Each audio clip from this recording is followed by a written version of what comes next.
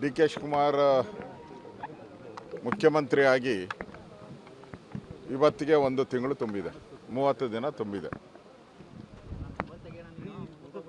ಎಲ್ಲ ಡ್ಯಾಮು, ಕರ್ನಾಟಕದಲ್ಲಿರುವಂಥ ಎಲ್ಲ ಡ್ಯಾಮ್ಗಳೂ ಕೂಡ ಖಾಲಿ. ಕಳೆದ ಬಾರಿ ಈ ಸಂದರ್ಭದಲ್ಲಿದ್ದಂಥ ಡ್ಯಾಮ್ಗಳ ಮಟ್ಟ ಅದರಲ್ಲಿ ಕಾಲ್ಭಾಗನೂ ಇಲ್ಲ ಈ ಸರಿ. ಈ KRS ಒಂದೇ ಇವತ್ತು. ಈಗ ಉಳಿದಿರೋದು ಸುಮಾರು 6 TMC ಮಾತ್ರ, 6.7 TMC. ಪ್ರತಿ ತಿಂಗಳಿಗೂ ಬೇಕಾಗಿರೋದು 3 TMC.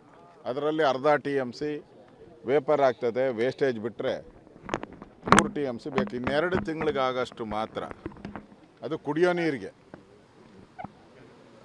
KRS ಅಲ್ಲಿ ನೀರಿದೆ. ಈಗ ರೈತರು ಬೆಳೆ ಬೆಳೆದಿರೋವಂಥದ್ದು ಸುಮಾರು 1 ಲಕ್ಷಕ್ಕೂ ಹೆಚ್ಚು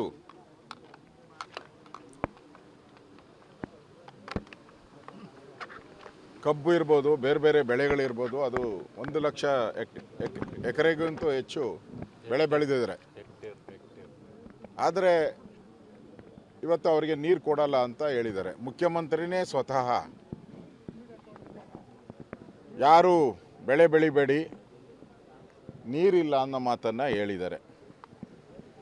ಪ್ರಧಾನಿ ನರೇಂದ್ರ ಮೋದಿಯವರು ಯುದ್ಧ ನಡೀತಾ ಇದೆ, ಸ್ವಲ್ಪ ಚಿನ್ನ ಖರೀದಿ ಮಾಡೋದು ಕಡಿಮೆ ಮಾಡಿ ಅಂದಾಗ ಲಬ ಅಂತ ಬಾಯ್ ಬಡ್ಕೊಂಡ್ರು ಈ ಕಾಂಗ್ರೆಸ್ ಅವರು, ಡಿ ಕೆ ಶಿವಕುಮಾರ್ ಸೇರಿ. ಈಗ ಮಾತ್ರ ಬೋಧನೆ ಮಾಡ್ತಾ ಇದ್ದಾರೆ ರೈತರಿಗೆ, ನೀವು ನೀರಿಲ್ಲ ಬೆಳೆ ಬೆಳಿಬೇಡಿ ಅಂತ. ತಮಿಳ್ನಾಡಿಗೂ ಹೇಳ್ಬೇಕಾಯ್ತಲ್ಲ ಇವರು, ಧೈರ್ಯ ಇದ್ದಿದ್ರೆ ತಮಿಳ್ನಾಡು ರೈತರಿಗೂ ಹೇಳ್ಬೇಕಾಯ್ತು, ಬೆಳೆ ಬೆಳಿಬೇಡಿ, ನಮ್ಮ ಹತ್ರ ನೀರಿಲ್ಲ ಅಂತ. ಅಲ್ಲಿ ಹೇಳೋಕ್ಕೆ ಧೈರ್ಯ ಇಲ್ಲ.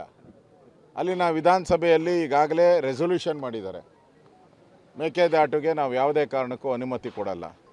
ಈ ಮುಖ್ಯಮಂತ್ರಿಗೆ ಏನಾದರೂ ಗೌರವ ಇದ್ದಿದ್ರೆ ಒಂದು ಅಧಿವೇಶನ ಕರೆದು ಅದು ಕೌಂಟ್ರಾಗಿ ಒಂದು ಏನಾದರೂ ಮಾಡಬೇಕಾಗಿತ್ತಲ್ಲ. ಪ್ರತಿ ಬಾರಿನೂ ಹೀಗೆ ಕಾಂಗ್ರೆಸ್ ಸರ್ಕಾರ ಬಂದಾಗ, ಅಲ್ಲಿ ಇಷ್ಟು ದಿನ ತಮಿಳ್ನಾಡಲ್ಲಿ ಸ್ಟಾಲಿನ್ ಇದ್ದರು, ಇವರು ಪಾರ್ಟ್ನರು. ಏಕಾಏಕಿ ಜಂಪ್ ಹೊಡೆದು ಈಗ TVKಗೆ ಹೋಗ್ಬಿಟ್ಟಿದ್ದಾರೆ, ಅವರು ಪಾರ್ಟ್ನರು. ಇವರು ಪಾರ್ಟ್ನರ್ ಬರೋ ದೃಷ್ಟಿಯಿಂದ ಕರ್ನಾಟಕದ KRSಗೆ ಒಂದು ರೀತಿ ಇಲ್ಲಿನ ರೈತರಿಗೆ ಮೋಸ ಮಾಡ್ತಾ ಇದ್ದಾರೆ.